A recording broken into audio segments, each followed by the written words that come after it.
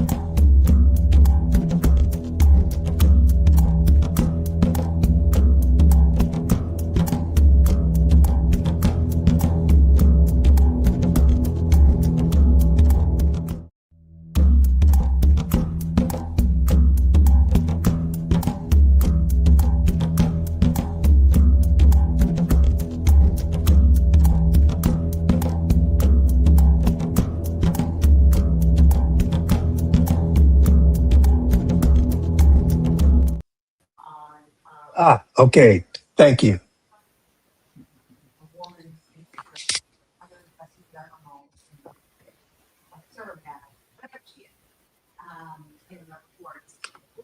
Brother Todd, let me take you out while I do your introduction.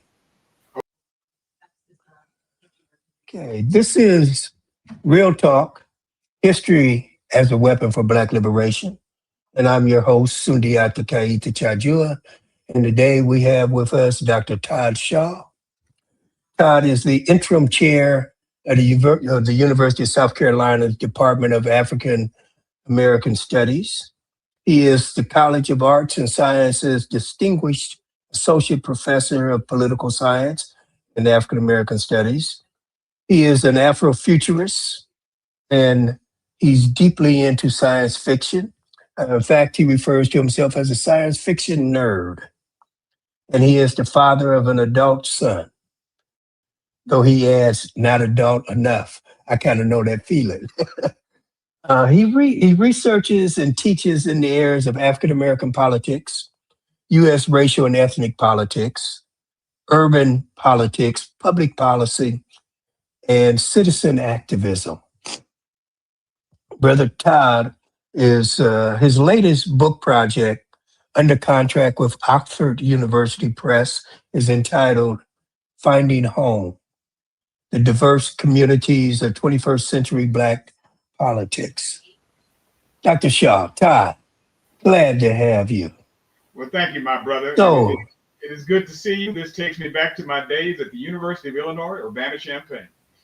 hey, we were trying to do some things. That's right. That's right. That's right. Out there in the cornfields of Illinois. Yeah. Well, you can see for miles because there ain't a hill any damn That's right. where. That's right. Beautiful horizon. That's right. Beautiful horizon. You got to appreciate skyscrapes. So, Mhm. it's been almost 4 years, 3.5 years since you were last. I had no idea. I mean, it felt like we were chopping it up Yes. recently. So a Yes. lot has happened. Oh my. So we will want to catch up. So first, as you know, I always start with biographical material. Now, since Okay. you've been here before, we can Mhm. keep it short and tight, but Sure. kind of tell people who you are, where you come from, and where you coming from. I understand. I understand. All right. So, I was born in Indianapolis, Indiana. Born and raised in Indianapolis, Indiana. Did a short sojourn in New Jersey for a little while when my parents moved out there. But I'm from Naptown, and that's where my 93-year-old young mother still resides. Um, and raised by parents and by an ethic of a grandmother who fundamentally believe in who fundamentally gave and continue to give to Black communities and believed in the worth of all people. My grandmother had an ethic that sticks with me to this day, which I think has a certain resonance to it about never putting on any airs. Be Mm, authentically yourself, and speak to people with dignity, and understand that there's dignity in all aspects and walks of life. And so be mindful and check your own biases in that regard. Um, and I went to Howard University. Howard University was a formative experience for me. I learned mm, much about the African diaspora at my alma mater, and still keep connections with alumni circles. I'm even the president of the alumni club here in Columbia, South Carolina. So I'm still okay. connected. And then But went on to so say a little bit more about how okay. Howard expanded your horizon in terms of the African diaspora. Well, brother, I think in a real respect, I really began to fundamentally understand these broader constructs of what, yes, certainly of race, of nationality, of culture, but also of class. Mm. And I really understood the notion of class. How it was a formidable schoolroom for the notion of what is class and Uh, class stratification, class ideology among Black folks. And so, oh, I had my own experiences with it, class and even notions of colorism at Howard University, as much hmm as I love my own. So I think even my notions now about this notion of, I use this sort of shorthand notion of the diversity of Black communities, plural. I Yes, think Howard, absolutely. Howard was formative in that, in the sense of, and I'll just say this, not to get ahead of your question, but I take it as a proposition of this notion of Black solidarity. It's not, I don't presume Black solidarity. I ask That's the right. questions, well, when does it come about? And why does it come about? Simply That's because right. the people are oppressed does not mean that they will see Yeah, that's themselves right. having a mutual interest. So anyway, all those ways, sitting in the class of Dr. Ronald Walters, his class on Pan Africanism, his class on the political philosophy of Malcolm X and Martin Luther King. Some of those experiences were quite formative, and set me on a pathway to being a political scientist, a Black political scientist. Yeah. Mm-hmm. Great, great. And so I know your grandmother sparked and actually modeled community activism. So can Mm-hmm. you talk about your activism? Mm-hmm. Absolutely. So Howard University again. I was part of the student government at Howard, And in fact, I was the research director of a Howard University Student Association. And at that time, we asked the question as to why does the Mecca of Black education not require African American studies of all graduates? Some course in African American studies of all graduates of Howard University, or at least the College of Liberal Arts. So our efforts, I mean, we connected back to what activists have been asking since the late 1960s about the whole question about is Howard a Black university? And I did something in that regard. And so I put together what I thought was a pretty thoughtful piece, being critical of the administration's answer as to why not. I remember one of the vice presidents of Howard University, and this is one of he said this to one of the very progressive brothers who was a student government president. He asked a question as to, well, why do we have to take swimming at Howard University and not take Black studies? And the vice president's response is, because in the Potomac, we live in an aquatic environment. And we laugh, but like, we're not living in, Atlanta, in the Potomac River. But anyway, so, but it grounded me in activism around this question of Black studies. It grounded me it's just sort of the confluence of folk who came through Howard, grounded me in activism, actually around the question of homelessness, and seeing what the conditions in DC, being involved in the Free South Africa movement, while as a student at Howard University. And so naturally, when I moved on to the University of Michigan, I was likewise sort of mindful of these questions around fundamental quality of life questions, fundamental issues related to racial justice. Yeah. So anyway, though it gave me that grounding, but I furthered that grounding when I moved on to Michigan, and then some things I would later do as connected with my activism here and elsewhere. So you've got this. I'm gonna go on and say it because you probably wouldn't. What I think is going to be a very important book coming, the 21st century community. Wait a minute. Am I getting that wrong again? Oh, that's Let me right. go back. It's Finding Home. Finding Home. Yeah. Mm-hmm. The diverse communities of the 21st century Black politics. So, one, when will we be able to hold it in our hands and learn from it? And what's the time frame it covers? Is it the entirety of the 21st century? Do you dip back into the late 20th to begin? Tell us something about the book in terms of the frame, and then I want you to talk about class, gender, age. Well, I think this is a quote from the book, right? That it focuses on class, gender, age, and other social factors that create differing definitions of what constitutes African American group interest and how groups of African Americans and their allies have acted upon these perceived interests. So before you answer that, I don't want us to work on an assumption that we all agree on what constitutes class, what constitutes gender, and certainly what constitutes, I'm going to say, the African American nationality, but the African American people, however you want to phrase it. So I want you to unpack those definitions before we get to some other discussions about the book. All right. Thank you. So I'll start with the question of the African American nationality, and then move to the ways, the factors that bear upon that community, those communities, and intersect in many ways.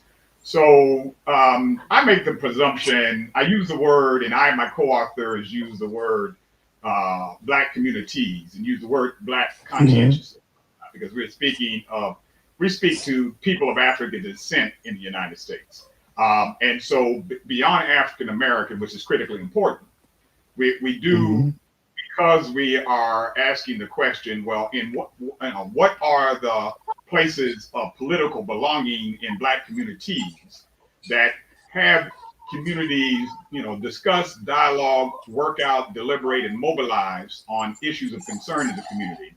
Um, you know, what is that? In other words, we're sort of asking, well, how do folk formulate interest, or at least have discussions and debate about where they formulate interest? And then, and we look at this in three ways, but there is a whole spectrum of Black civil society you can include.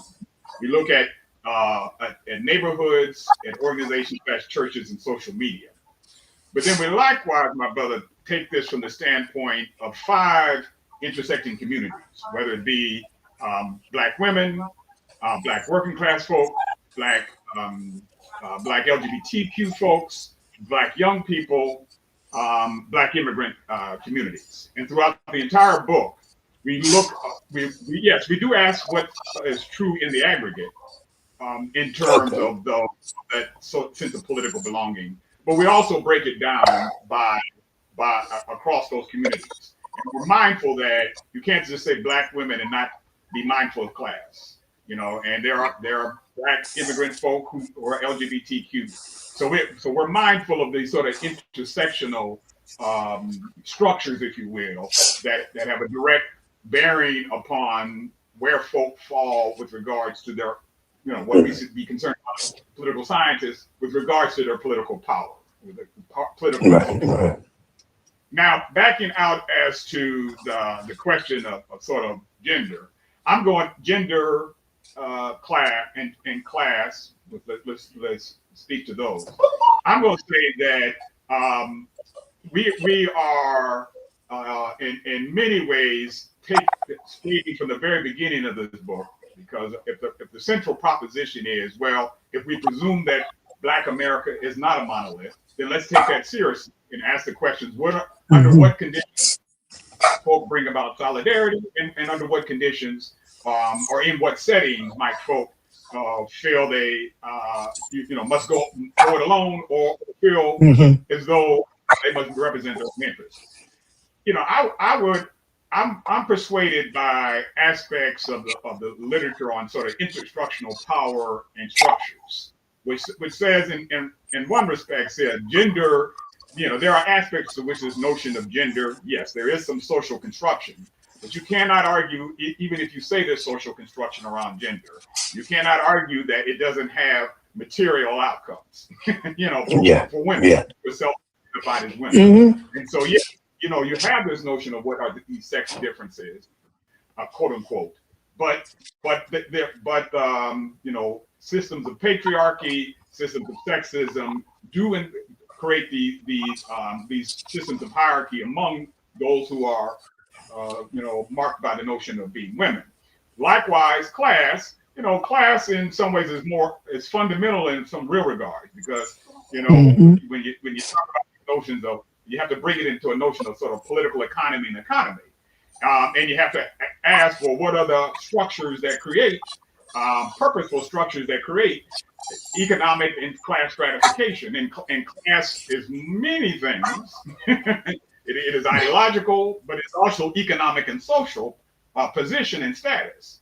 So the simple matter, and I won't say this as a cop-out, my brother, but I'll say the simple matter is we start a conversation about each of these intersecting structures. We invite others to pick up the propositions that we ask, and I'll talk about those propositions a little more squarely. The propositions that we ask, and we ask them to challenge us, because in part what we're trying to do is say, well, how do I don't think anyone's asked this question. Well, what are those venues, those places, or home bases, we call them, that serve or do not serve each of these communities? Do Black women, again, we got to think about this. Do Black women operate and have a greater sense of political belonging in churches than they do in their neighborhoods? Do Black LGBTQ folks have social media as an outlet in ways that organizations do not? And how does this all impact their political participation or mobilization? Anyway, let me stop there if that's at least a useful beginning. I guess I was trying to get you to give there's a debate in this Okay. society, and the current occupant of the seat of worldwide imperialism Mm-hmm. declared that there are two genders Mm-hmm. and that they are assigned at birth. So I Right. was looking to see how you guys fell on that question. And then, of course, we know that predominantly academics, and I suspect the general population, kind of think of class as SES, right? Mm-hmm. Education, occupation, and whatever the other thing is, job. I don't, Job. Yeah. whatever that is. Right. Yeah, yeah, yeah, yeah. Right. So I'm trying to get a sense of how you guys constructed the particular relationship and then look to see how people interacted with or through those relationships. Yeah. What's your base So definition? my base definition in with regards to gender are gender is the social construction of this notion of gender. It's not, it's rooted in some presumptions about biology, but there are Yeah, presumptions of biology, right? It is not, right, right, and partly because there are individuals who would say, well, this notion of gender being binary is not where I fit, right? And right. so, uh, but those in power, those who are dominant, making and enforcing norms or presumptions of norms of what is true of the biological notion of sex, and but creating structures of hierarchy, structures of gender order like racial order that says, well, Mhm. here is exactly where you fall. And in that regard, sort of, there are ways in which gender can cut to create a certain Mhm. social status position, as is true for class, right? Yeah, In, yeah. in, in that same regard, class is constructed by the fundamental system under which America operates of capitalism, and Mhm. and one's relation to the means of production, and that creates yet another sort of hierarchy, a social hierarchy, or or economic hierarchy, and real material outcomes, whether it be wealth, health, a whole system of outcomes. So And, they are dominant structures in that regard, and that's how we're trying to. I mean, let's be real. We're talking when we talk relative to the data we use. We talk about sort of the outcomes of the system, as opposed to the looking at and that's one thing we talk about relative to our making use of this notion of intersectional structures. You know, we mhm. we're talking about sort of the close up picture of the outcomes that people visit. Or the if you look at your economics standing by way of your income or your education, it's not simply, well, you fail culturally, you behaviorally, you don't have a work ethic that dictates the outcome. No, that's not a presumption we have at all. But we also know we have a limited means in which we're approaching this question as political and social scientists in this regard. And so we're looking at because we're using survey data and various other data that more rooted, some census data. We know we're not looking at the priors as to how folk got there, but we are looking for how it matters, given that social condition. Mhm. So what have you found? What do we find? We have so what we have found in this sense of political belonging, and again, we define this as a space or place where individuals can discuss, dialogue, engage, interact with others to come to some notion of political meaning. So what we have found using sort of an array of measures from the 2016, 2020, and 2024 collaborative multiracial politics studies that So what in is that? some way, Back okay, up, my brother. What is the sure, collaborative? sure, sure. Yeah. Okay. All right, all right. So these data sets come from, actually, I'm proud of the fact that one of my former students at the University of Illinois, Lori Frazier, who was a political science student, gone off and made it big, and now she's a professor at UCLA. Lori and her team has led over the last several years, actually since 2012, has led these surveys that are upwards of 14,000 people across various racial and ethnic groups in the United States, but with oversamples of Black and Latino communities, Black, Latino, and Asian American communities. And so the samples we have as we're analyzing around 4,000 to 5,000 African Americans or Black people, and they take quite a bit of, and they make it a point to oversample folk who self-identify as of immigrant heritage. They have a youth sample, and they have a decent sample of people who self-identify as LGBTQ. And they're also trying to make sure representative of the income and educational spectrum of Black America. So those four surveys, or three surveys, plus a fourth one that we have from Atlanta of 2015, means that in each of these surveys, we're trying to tease out these sort of home bases of neighborhoods, organizations, and social media. In what ways folk interact with, have a sense of ways in which they dialogue around issues in each of those forums. And we found out that in the present moment, 2024, that organizations and social media are those home bases that for the Black community overall most lead to political and civic participation and engagement. And we say, well, why not neighborhoods and churches? Well, first of all, there's barbershops, right? Now, and that's another thing, brothers, that we got. Yeah, right. That's right. We have to freely concede that we pick, three of multiple possibilities of aspects of the Black counterpublic, of the Black civil society. Not simply that that we covered it all, right? And so we started with these three, partly because we started back when I and my co-authors, Kirk Foster and Barbara Combs, started this now 10 years ago. we were thinking about questions of neighborhoods as urbanists.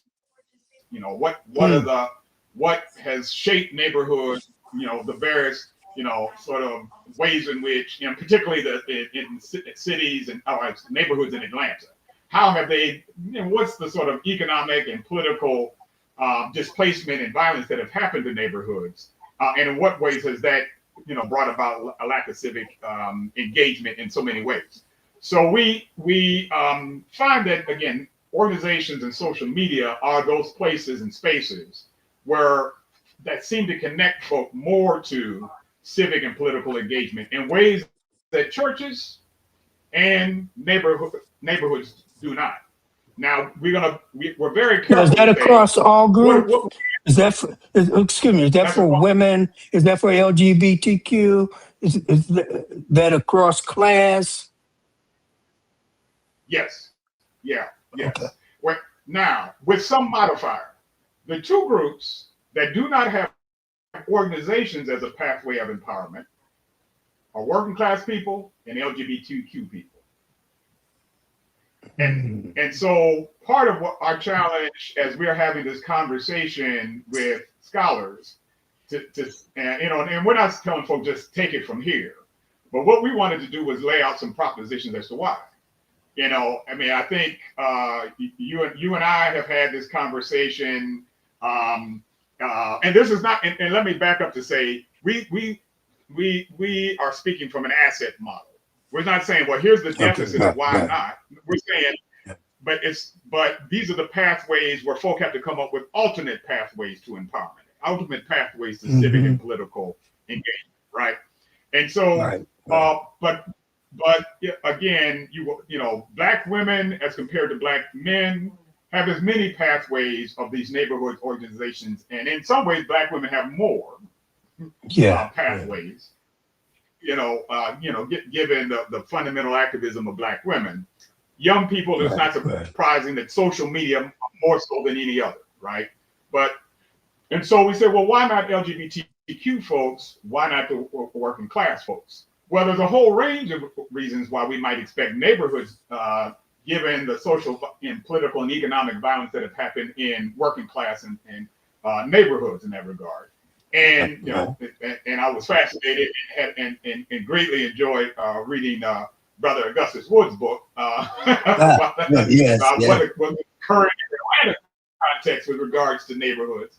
And so, now there is some measure which you could say, well, if you talk about organizations and social media, to what degree can folk, we're careful about this word, but self-select into those forums, meaning that,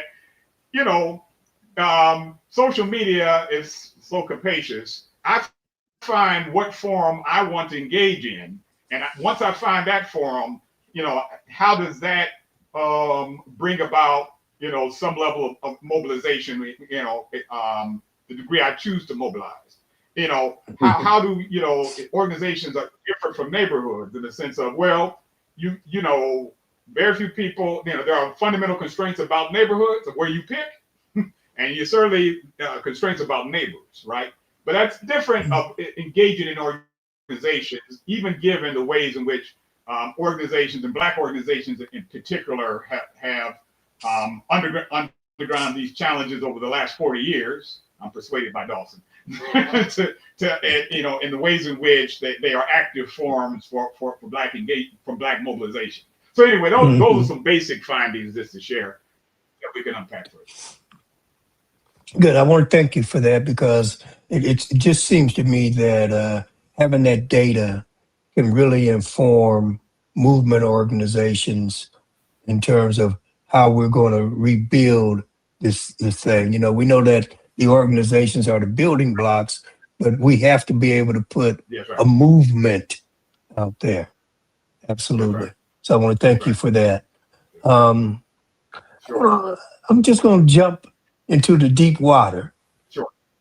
Can you sum up the breadth of the threat of Donald John Trump that he poses to our well-being, and I would go further and say existence in the U.S. and throughout the diaspora, and possibly on the continent? Yeah, absolutely. Brother, my first impulse that I have to curb is, I would say, all-encompassing threat. Yeah. And but is there a particular can you at least start with particular policies that are extraordinarily impactful in a deleterious effect upon us? To the degree that the Trump administration's and its sort of fascist, authoritarian, the creation of this paramilitary force of ICE has, and I'll point this out, one aspect of this, has in any way impacted the call for racial justice with regards to incarceration and policing,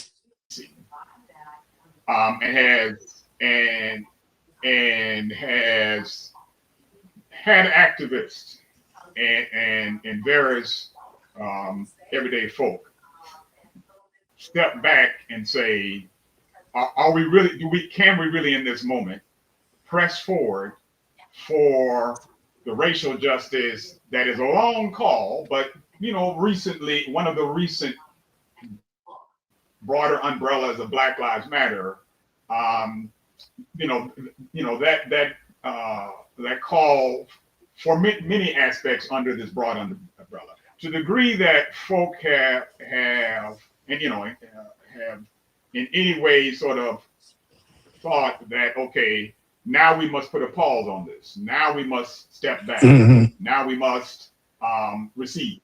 Now I know that is only one of many, but to me, to get at the question, to fundamentally sap sense of agency, to fundamentally sap the folks' sort of radical imagination of what ought to be.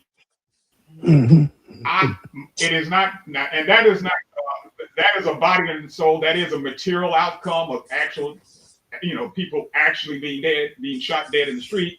And we ought to talk about, even with what's occurred of these, white brother and sister in Minnesota, other Right. individuals Oh who were shot yeah. dead who were black. That's right. Right, Yeah. and gone to And didn't get that so media to me, publicity. Yeah. Oh yeah. right. And so to me, again, that's only one of many threats, but that's a fundamental threat because it speaks to this sense of, well, how do we mobilize? How do we move forward? How do we have a sense of agency to resist? And so to me, that's just one of many. And again, Mhm. I'm not articulating the breadth very well, but that's one that concerns me deeply. Can you extend this to the diaspora?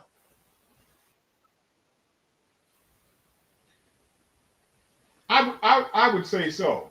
I think that, so for instance, about 4 years ago, I was talking with a young man in Nigeria, from a working class family in Nigeria, who said,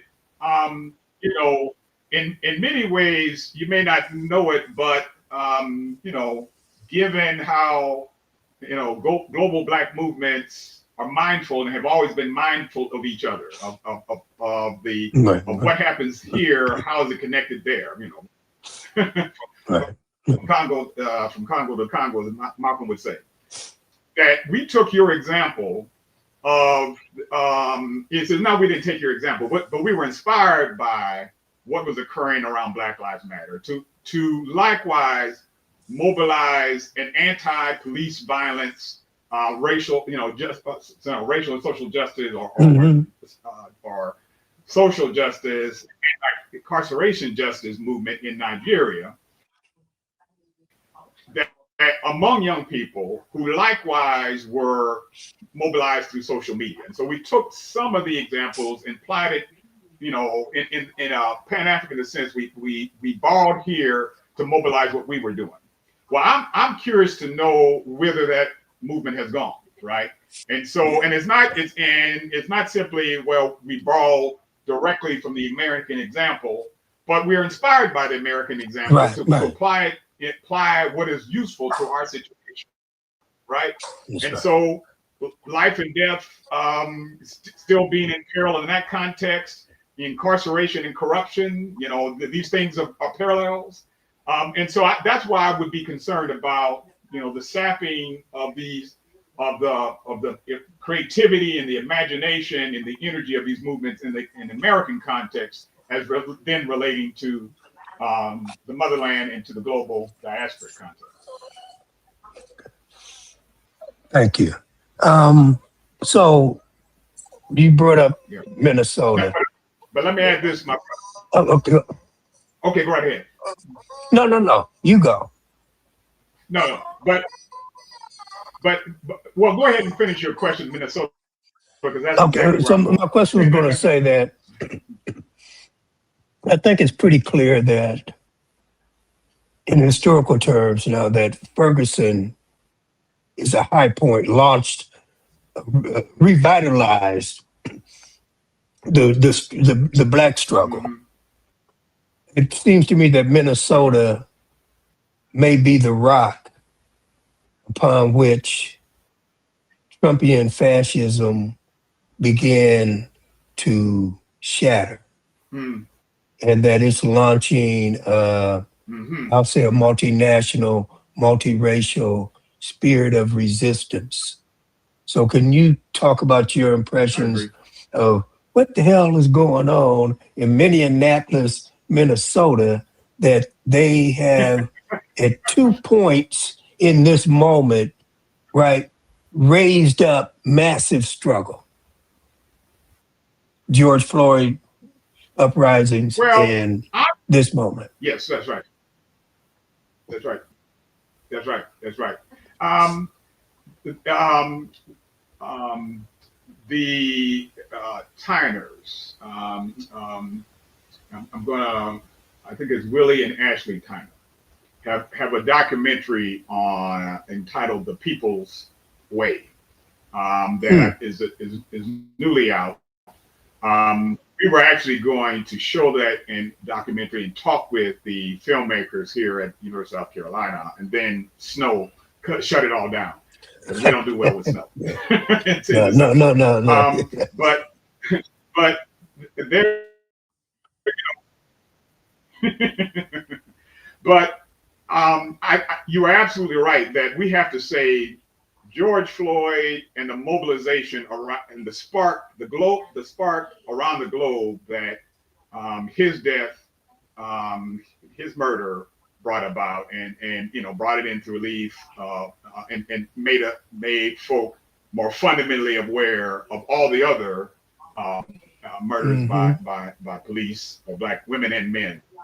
Um, I'm always, when I'm being mindful with regards to using a sort of social movement, political movement lens, that there's always something that's the priors, Yeah, yeah, the antecedent movement that has something to that's do right. with the current moment.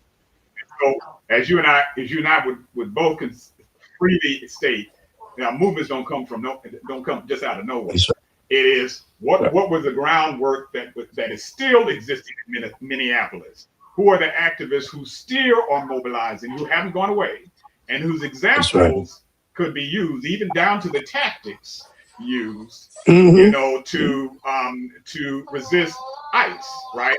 And so, in some ways, ICE and Trump picked the wrong city Yeah. because, and probably any city is the wrong city, but particularly in the context, particularly in the context of the movement that sparked, the place that sparked the global movement, right? Right, And right, right. so, George Floyd. so Uh, yes, in that, right, right. And yeah, so, to me, I think, I I fully agree with your assessment about the ways in which it is a turning point. Um, but it's a turning point because it was an example. It. There are ways in which it connected to this previous activism. And as a historian, you would tell us to go back even further of what was the grassroots movement in Minneapolis prior to this that's moment right. of the 21st century. And so, and that's, yeah. And so, and a lesson I learned in trying to put together my first book with regards to Detroit and Black grassroots activism. You can't talk about the 1980s until you go back to the 1930s. You have to say, in what way. Certainly there are high points. Certainly there are ways in which activists borrow from more immediate moments, but these things are generational in many regards. That's right. Their generation. Absolutely. So, Mm-hmm. is there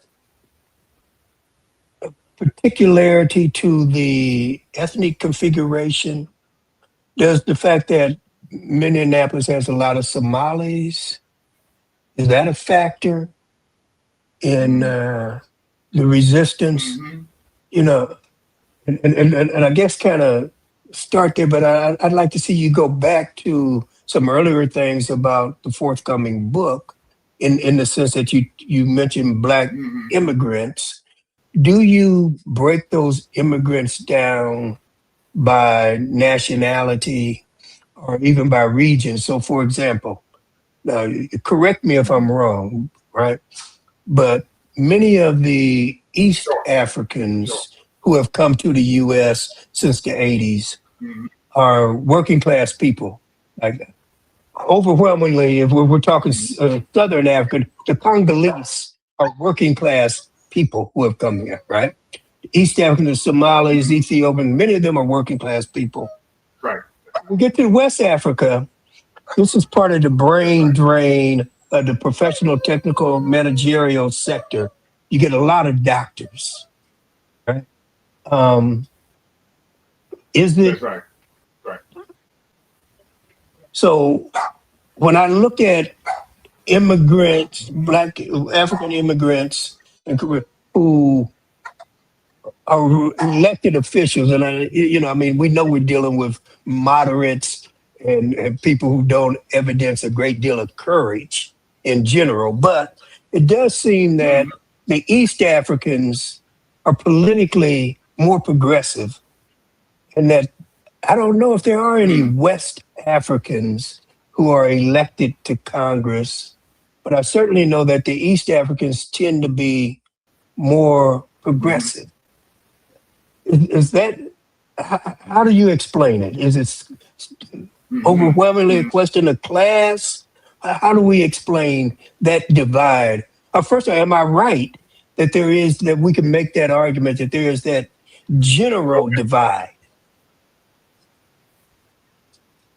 Okay. Mhm. Well, I will say that from what we present in our book, um, I'll be clear about the fact that we have a small enough. Our sample is too small for us to make some more finite, more granular analysis across groups. And quite frankly, we do see that as a broader follow up to this. So we want to dig down further now, having kind of made these sort of more aggregate analyses. But in one respect, brother, you're right about that whole question of nations entering into the United States. Some, the if you're talking about sort of like the 1965 Immigration and Nationality Act, there's a certain Mm-hmm. class bias that American immigration law that has taken on. So that you're talking about very much as you're saying the the individuals who are already doctors or already doctoral students, graduate students, et cetera, et cetera. Yeah. Um, and that certainly comes with a certain set of you know you know conceivably class attitudes, right? But Yeah. now Oh, to absolutely. speak about the right, and so to speak about that divide, I'd be intrigued as to you know the broader social and political movements and movements for national liberation in each community, Mm, and in what ways that has an impact upon the ideological commitment of the expatriates, right? And so, do right. you Right. have Right. what example? Again, and I'm just speculating here, brother. I'm it out loud with you. Is there a Nerere effect in some respects? Is there Mm-hmm. a McGeestu. connection with Yeah. both class, but also sort of a long memory of the goose stew, right? It's sort of a long liberation effect, given the national liberation, the ways there was sort of revolutionary movements in one regard versus another, a revolutionary history versus another. So Mm-hmm. that's at least an interesting proposition to think about. It having an effect generationally as to the ideological commitments of the descendants of folk.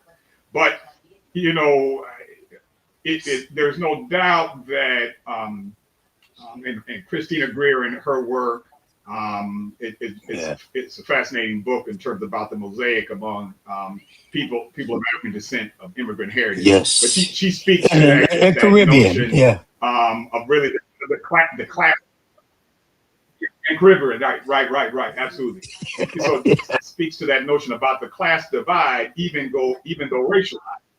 It's sort of like, and that class divide, operating in key ways that speak to, yes, we want to maintain a sense of heritage, of ethnic culture. To what degree do we see also a connection with Black folk who are African American, and even the Black working class in the United States, right? And so I think, again, this is just my speculation about it. I think there's some propositions of things we could unpack in order to get to a direct answer to that question. But I think it is an intriguing one. What I like about where you and your research team are starting is that solidarity has to be built. We have to win right. African and Afro-Caribbean immigrants to the cause in the same, maybe in a different way, and to a lesser extent, that we have to win Latine people, that we have to win Asian peoples. But all of these things have to be built. There can be no assumptions that this translates into a politic. Right. So yeah. In fact, let me just say this, brother. So one of the findings that I really should highlight, there's another sort of major set of findings, and that is the way in which each of these communities, particularly among communities of immigrant heritage, are not mobilized by this concept of racial linked fate. That's right. The idea of I'm connected, but they are mobilized by what we call sort of intersectional solidarity. In other words, to what degree do they think that the Black community should address the issues, address the concerns of Black women, Black undocumented immigrant communities, Black gay and transgender folk, Black young people, and Black working class. So the more you say that there is a solidarity that the broader community should address, the more that is a mobilization factor, particularly electoral. that more so than this notion of racial link. We're all connected because the more you say, well, now let's beyond race, how do these other aspects of how do these other factors matter, or should they matter? And so we find that this intersectional solidarity is as powerful and sometimes even more powerful in mobilizing these communities than is this notion of racial link fate. I would have speculated that, and I would have speculated that generation takes on some major meaning here, in that we know that the first generation of Afro-descendant immigrants are likely to hold to their class bias, hold to culture, those things. But that second generation tends to be more socialized with interaction with African Americans. But yeah, that's certainly a question that we've got to solve. To some extent, Trumpian fascism does create limits to how far right those folk can go. Like, I was looking at some data. What's interesting is that, other than African Americans, who about 78% of us support reparations, the only other group in the society, no matter how you cut it, the only other group that support reparations, meaning more than half, of their population are for reparations for African Americans are Black immigrants. They're at like 52%. Okay. I mean, we'd like it to be higher, Yeah. but no other group in the society is for reparations. Right. Right. Right. That's right. So That's right. That's right. And I would go ahead. I'm go ahead. No, go ahead.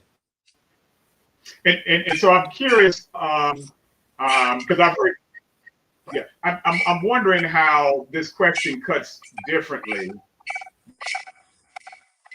when if you second of reparations for the descendants of slavery and of Jim Crow, versus the broader question of reparations even more globally, right? I'm curious if we ask that question in a global context, specific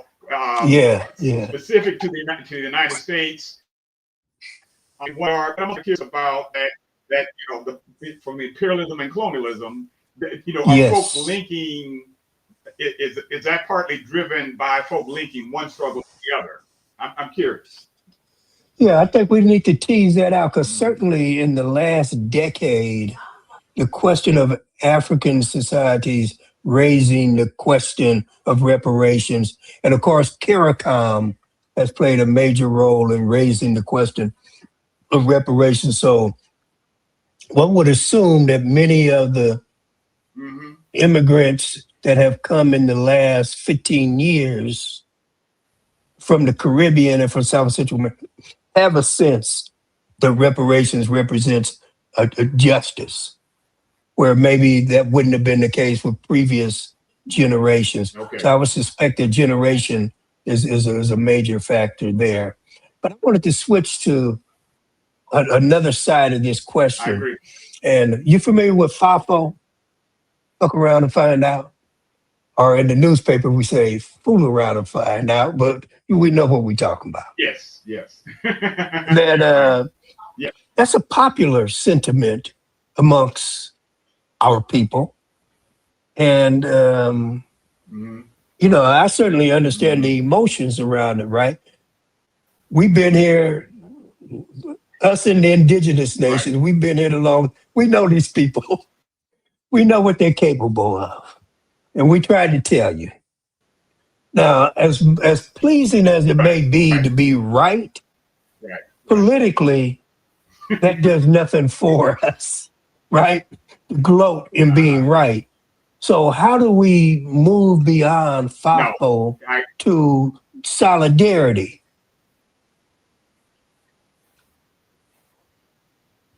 Right. Solidarity certainly from the standpoint to say, how do we have a broader understanding about the investment all in a broad progressive coalition should make? And are there different investments that folks should make or different aspects of the struggle that various communities lead, right? I think, my brother, I kind of understand, and that's what I'm wondering about the ways in which the present movement has made folk think that our energies around Black Lives Matter should be completely sapped. Or it is no more. And I'm not arguing just for Black Lives Matter. Whatever is the next iteration of a movement should take place. But I'm wondering if folks are sort of like, well, that's all disappeared. I mean, I talk with my students at times, and I say, what do you think it accomplished? And they're like, I don't know. And so and so and there were in Minneapolis and other places concrete reforms being moved forward with regards to policing, sort of a whole sort of likewise issues being raised about a just wage. I don't think the movement itself never divorced the racial justice from economic justice.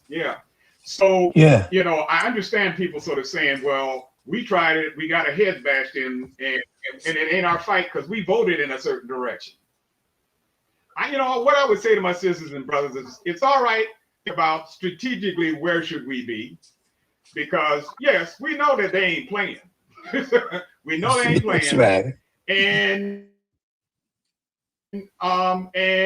and there are ways that that they are using police violence and paramilitary violence against people this unadulterated. Having said, as one elder told me the other day, he's like, don't capitulate don't capitulate at all, but certainly don't capitulate before you have to. Figure out, in other words, ask that question about, well, what should be our mobilization? Yes. Yeah. Absolutely. And a question that you and I would ask, given particularly your question around reparations, is, what should be the movement discussions? What should be the coming together to ask, well, what are the agendas? What is the solidarity we build by asking a broader set of questions about Black agendas? Plural. How do we take this moment to rebuild organizations? How do we take this moment to rebuild grassroots leadership infrastructure? I think all those things is the moment now. If not on the front line in one particular way, what should we be doing within community to say, now here's how we gear up for the fight in this way? Right. And I would argue that obviously, and we can see it with the more radical organizations, that political education has returned as a necessity. I don't think the civil rights organizations ever really. Absolutely. They think that that's a waste of time, but it's central to radical Black organizations. And I think it's central to building in the community. That's right. I agree. So, in terms of, I agree. Your political vision, where is Africa and what's happening on the African continent, and how do you see that connecting to what's happening here?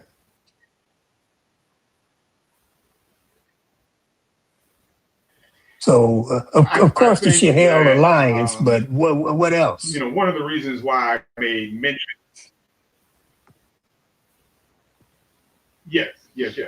So one of the reasons I made mention, brother, of Howard University and various activists and teachers have broadening my thinking and my vision around Pan-Africanism is it's still something quite fundamental to me now, and something that keeps, I started out sort of in Detroit, and I can see myself in my own work, in my own thinking, quite fundamentally trying to think about how does that Pan-African connection matter even more today, and I think there are moments when we have really thought about how global our movement is. The Black struggles here in the United States, how much they have to be seen in a global context, and to ask ourselves the question: well, what is happening in Lagos? What is happening in throughout East Central Africa? How do we even have an understanding? Like, because I'll give you an example. Sort of my eyes were opened about the young brother who's Nigerian, talking about the inspiration or the connection between Black Lives Matter there and racial justice. That came from a connection and a conversation that made me think more deeply about that connection. And I think in many regards, we have to do that, and we have the opportunity to do that now. Thinking about progressive, black leaders here with immigrant heritage and connections to the African homeland. That's an opportunity we can take now in that solidarity. And because I think in some broad respect, if we only, if we, for many folk, if they are relying on sort of the, sort of whatever might be the major news outlets, they're not going to ask that question. That's right. Similar to, you don't know, the black folk who were killed by way of ICE. You won't know what's happening on continent that has a direct bearing, and how the Trump, fascist administration has a bearing on the continent, unless in fact you have those immediate ties. And actually, I think my own immediate circle of brothers and sisters who are of Native African descent is pulling me in the direction to think more deeply about that. I don't think we can ever get beyond or should ever get beyond that has us really kind of understand how global this context is. That's right. Malcolm told us, long ago, from Congo to Congo, and that's right. No less true in this global context. Social media and DEI and all these other things. AI. I'm sorry, not DEI. Yeah. AI and all this sort of technology, is no less true now. To me, again, I think that the vision has to be connected. I was struck many years ago in regards to the Radical Black Congress and that meeting in Chicago, and the agreement around how our movement must be connected, must think about global capitalism, and in one respect, so Pan-African and you broke up some, so could you repeat what you said, beginning with global capitalism?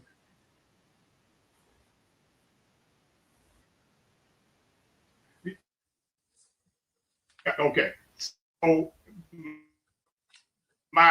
So again, I can recall it might have been 98. I might be off of my date. No, you're right. 98. And the broad mind. Okay, and the call for among other things, fundamentally understanding the perils and evils of global capitalism, as well as the ways in which a progressive Pan-Africanism will provide a platform for solidarity.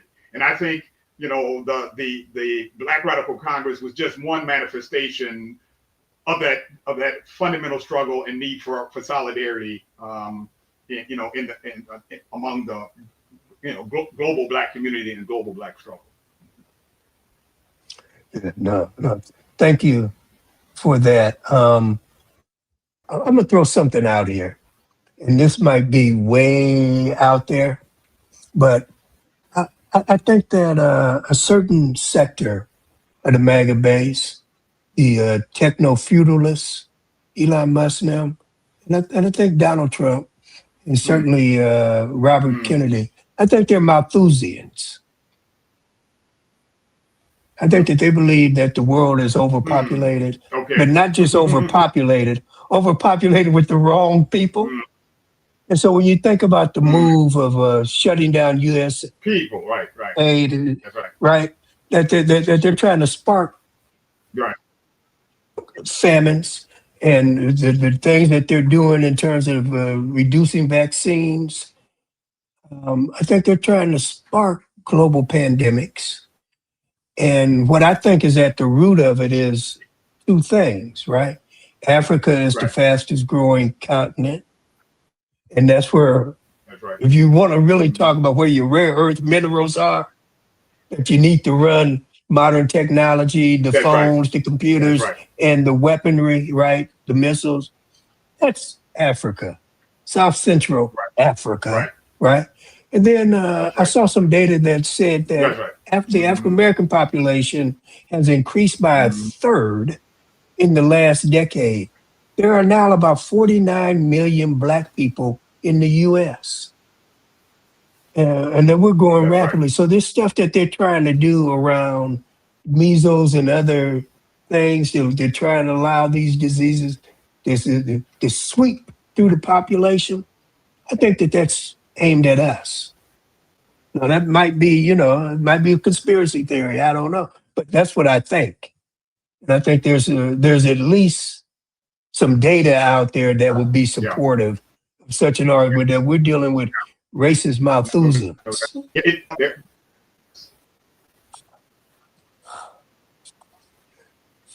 Hmm. Intriguing, brother. Intriguing. I, So go ahead. I think they say so. Me is not experience. They say it out loud because so it's not. I, this whole notion of the great replacement theory. Mm-hmm. The fact that that the Proud Boys and others are sending that call in Donald Trump's first term about who will not replace them. And I think we can take that to the global context. Not you. They will replace because we will erase, right? Yeah. And so you're right. There's a certain logic about this that says, we get these people out, whether it be Somalis or it be, Black children looking for vaccines in their public schools or in or various other places. So, no, I think you're absolutely right, is that it doesn't seem to make sense unless it's brought in the global context of too many of these people and too many of these, and too few of us and too many of them. That there's a simple logic in that regard. Yeah, and that's what I think we're dealing with. So look, in a bit we're gonna go to the questions, Yeah. but Okay.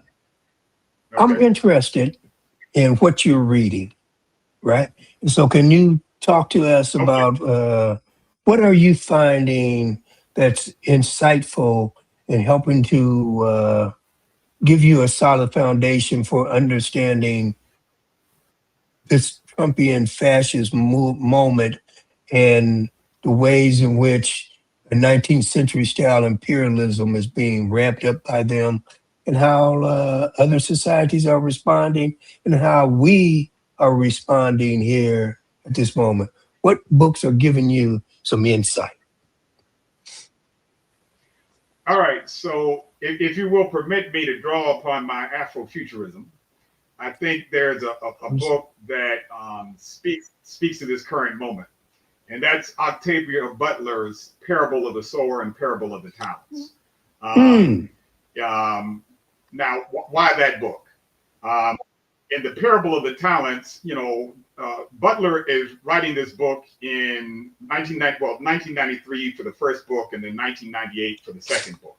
In 1998, her protagonist was a young Black woman in California by the name of Lauren Olamina, and Lauren lives in a California of the 2020s that's a dystopian California, where the public education system has declined, that billionaires are now contracting people into a menial, if not enslaved labor, that you have rampant disease. The government of the United States, such as it is, has fallen into fundamental decline, that we prompt a war with Canada. And so she says, in the midst of all of this, what she calls, or what various folks call the pox, which she says are simply the many unattended crises that we let fester brought about the decline in dystopia. She says she says, well, what emerges in the midst of this pox in America is a presidential leader by name of Jerry, who leads a Christian nationalist movement, and his slogan is "Make America Great Again." Brother. 1990. And she says, damn, this will occur in 2020, move forward in the 2030s, right? So, Butler, and Butler would say that she was simply reading the headlines, she was simply doing her research. She did not say she was prophetic. Butler left us too. She died in 2005. But the reason I mentioned that book is because I think that there are others I will mention. But the reason why I think that book is useful is to say, well, that book pulls upon this idea of sort of global Black imagination or a Black futurist imagination, but it's sort of Black visions. It's sort of like, well, if this runs its course, where do we go? But she also provides some insights about the contradictions, but as well as the genius of how we get out of this, right?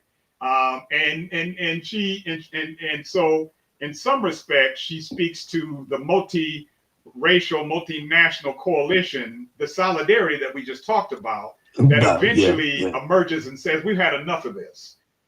We've had enough of this. Now, Butler also still talks about how you have to be careful about the who lead out of it, because they've got to be mindful of their own power, and are they being democratic? So her protagonist, Olamina, becomes a bit of an antagonist by the end.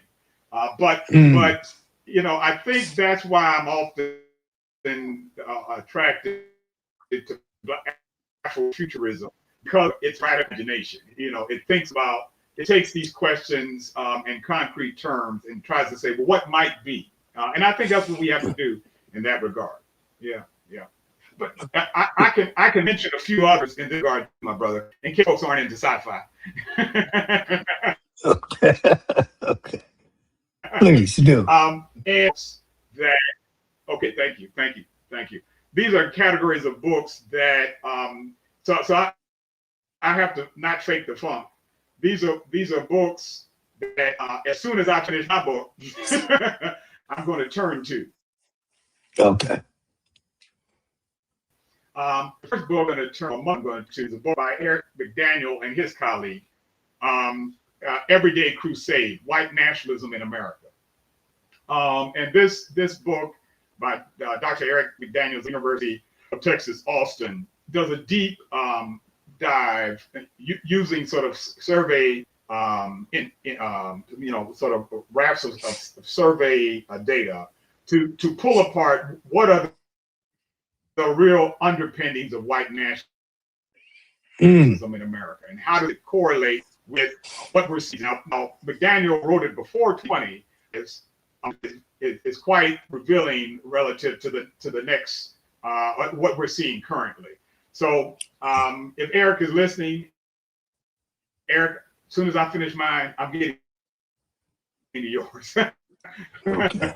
And then I'm kind of intrigued by this book by Joy DeGruy on post-traumatic slavery syndrome.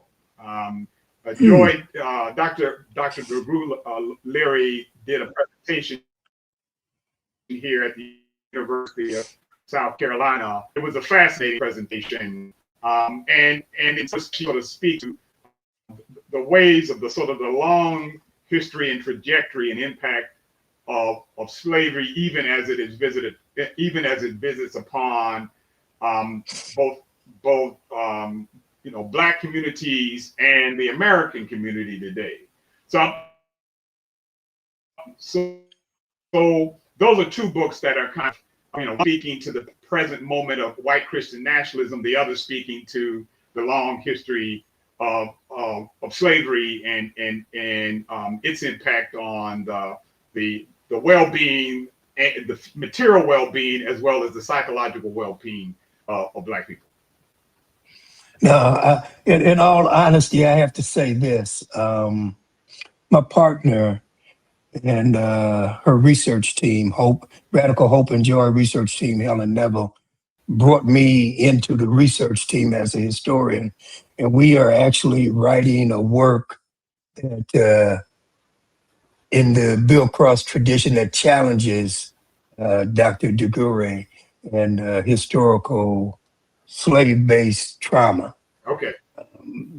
Yeah, because you can't, you got to get from 1865 to the present. You got to do that historically. But but I think I've been told that she's lately moved away from some of the mystical elements of the initial theory, and that she's now trying to actually ground it in history and in society, which initially, it was ethereal. But yeah. Okay, now I'm going to look for. In fairness, no. Do you have? Go ahead. Go ahead. No, in fairness, in fairness to what you're about to do, I'll read her book, and then I'm going to read the scholarship you produced to be able to have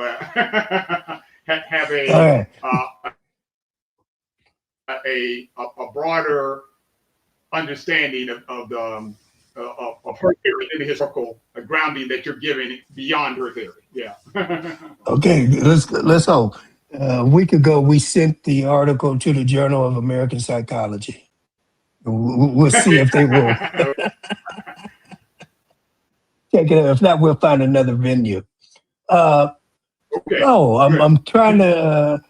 Before I go to the Q&A, quickly, do you have any announcements? You have a kind of concluding statement?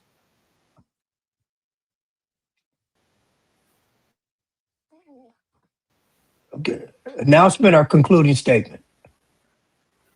I'll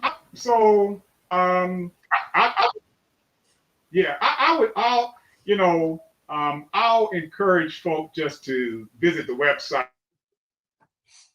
of the African Studies at USC. We are, I think we are in Jim, and actually we intend to have a symposium in April that features what we do as a faculty of 15 individuals. And in fact, we're titling that symposium Sankofa, toward being mindful that this is the centennial of Carter G. Woodson's initial Black Negro History Week that is now African American History Month. Yeah. So. Yeah. The other interesting thing is that it's going to be the 60th year of Black Power? Yes. Yeah. Okay. Yeah. Right. Yeah. Interesting. Right. Okay. And intriguing that 60th year of Black Power, 100th, 100th year in terms of Black history, and 250 years. Yeah. Let's say, real interesting confluence. So I've got one question here. The others were kind of statements, but Kare asks, might you talk a bit more about the influence of West Central African efforts in Burkina Faso, Ibrahim Traore, and the Sahel Alliance? Or Alliance of Sahel States, I should say. Sorry. Could you talk a bit more about West Central? I think I missed the middle question. So it's Burkina Faso, Ibrahim Traore, and Alliance of Sahel States. Can you say something more about their influence? And I'm gonna presume on contemporary Pan Africanism, on Black people globally, on the continent. It's kind of vague there. Mhm. Yeah. Okay. And I think that it we we have to be mindful that these examples that we speak of in the context of West Africa, of South Africa, it is not simply a matter that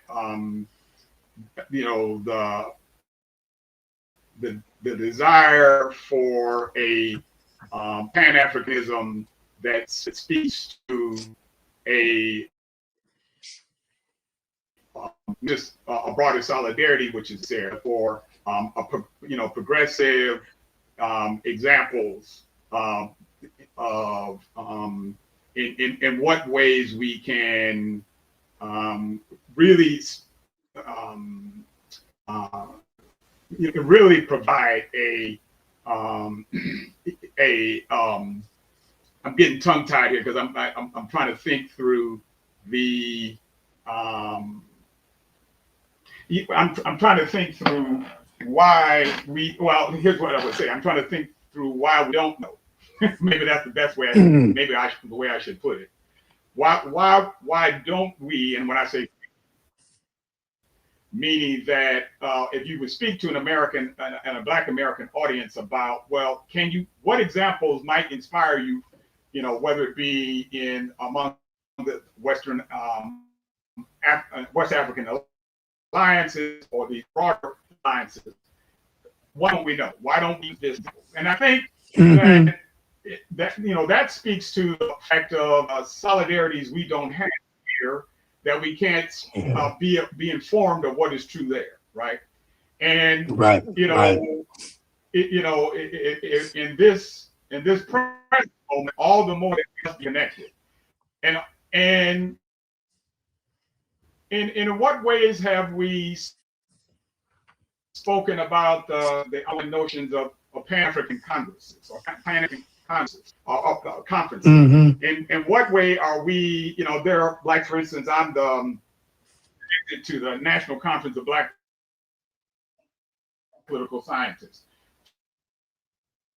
And for the longest, the ways that, brothers and sisters who are African political scientists have connected us. But we've always asked that question, we've never been able to answer this, of how do we connect to them? And how do we connect to them to be informed of that broader context, right? To be informed of those progressive examples or lack of progressive examples, to make those parallels, right? So, I guess I guess why I was struggling with it is I wanted to answer the question from the standpoint of don't know, or why don't we know more? And the know more would empower this struggle globally. It would empower the struggle globally. So my apologies to the caller for tripping over the question, but I wanted to say something to speak to what we should do and what more we should do in order to see this struggle in the global context. Yeah, it's interesting that during the anti-colonial struggle on the continent, which ran parallel to the civil rights and Black Power movement, we had a deep knowledge. We read Fanon, we read Nyeri, we read Nkrumah, we read Cabral. That's right. There's That's right. that interchange doesn't seem to be happening now when we have greater access. Great. Yeah. All right, my brother. We try to keep to a tight. No, go ahead. Make your comment.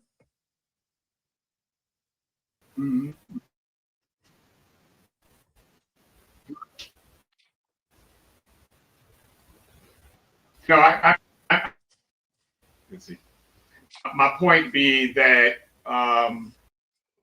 make these solidarities beyond the solidarity of the Free South Africa and Mandela, right? That there's, yeah, we can speak to that moment, and many people can speak to that. But you're right. What are the best examples? The revolutionary examples that folk can draw from now in the present moment. Yes. That is fundamentally, I agree. Yeah. So I try to be with a tight 90 minutes. So I want to thank you for coming, and I look forward to bringing you back at some point, less than 3 years, bring you back. And what I want to do now, I'm going to take you out, and I'm going to play our conclusion.